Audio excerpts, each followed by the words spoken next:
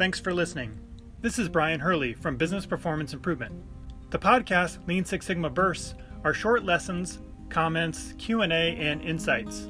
If you have a question, send your question through the Anchor app, and we might feature you on a future episode. Or contact me at biz-pi.com. In this podcast, I share a segment of a presentation I gave to the National Industries for the Blind.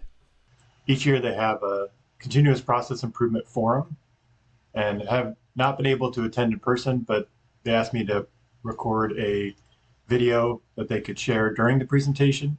I'm going to split up the segments of this presentation into individual podcasts. This specific one was around the use of AI in Lean Six Sigma. I'm not an expert at it, but I am starting to use it more and more with different tasks and activities that I'm doing. So I give my thoughts about how AI can complement some of the work that I'm already doing and how others can find some advantages or uses for AI. Hope you enjoy. Let me pause for a moment to tell you about our sponsor, Creative Safety Supply. Creative Safety Supply is a great resource for free guides, infographics, and continuous improvement tools. I recommend starting with their 5S guide. It includes breakdowns of the 5 pillars, ways to begin implementing 5S, and even organization tips and color charts. From red tags to floor markings, it's all there.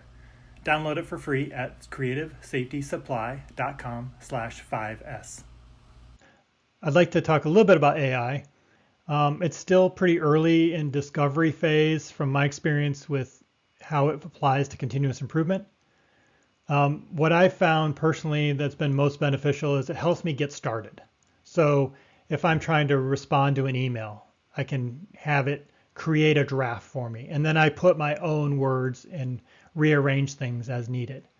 Or I'm trying to put together a newsletter, or I'm trying to draft up a summary of a process. So I'll go through a couple examples here, but even taking videos that are an hour or two long that I want to learn something from, but I don't need all the details, I'll throw the video into AI and it'll come back with a couple paragraph summary. So I don't have to sit and listen to the whole hour video, I can get a summary from there.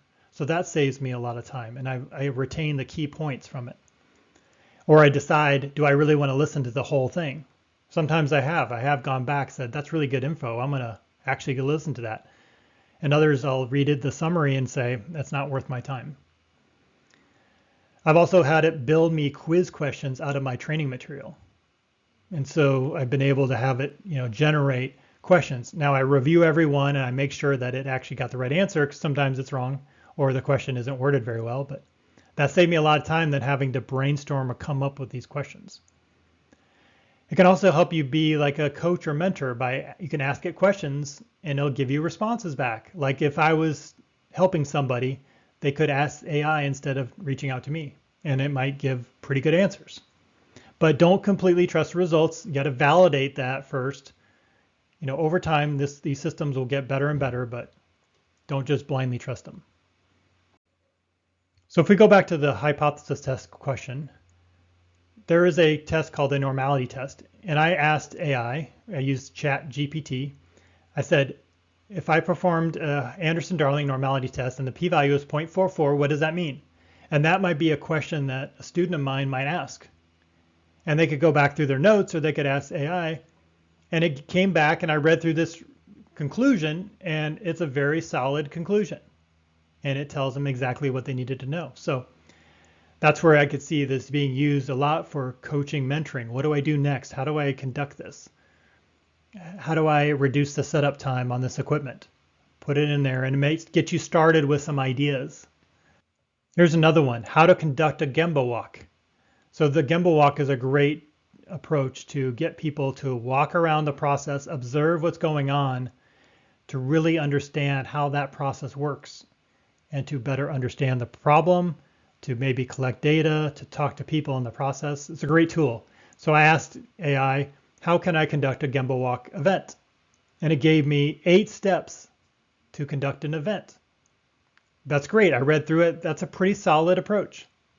I don't have any major problems with its approach there. So it's similar to like searching on Google, but it consolidates a lot of different information and tries to present it in a useful format. Whereas a search online you might have to pull all these pieces together yourself.